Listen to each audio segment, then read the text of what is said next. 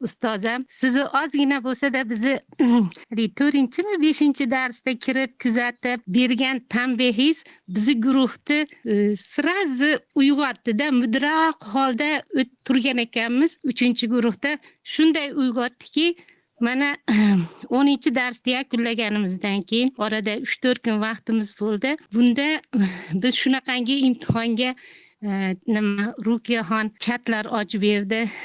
Shu chatda 2,5 soat, kecha kuni 5 soatlab tayyorgarlik ko'rdik. Har bir kalimani tahlil qilib, unda qanday madh kelgan, qanday nimada shunday tayyorgarlik ko'rdikki, lekin alhamdulillah biz o'ylagandik juda qiyin bo'ladi imtihon deb. Lekin alhamdulillah biz u darajada qiynamadingiz.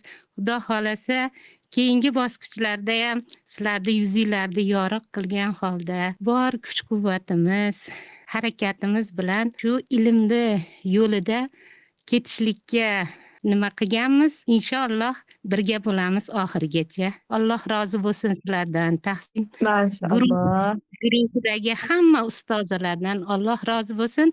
Biz sizlardan rozimiz. Biz sizlarni Alloh uchun yaxshi ko'ramiz, rizoligi uchun.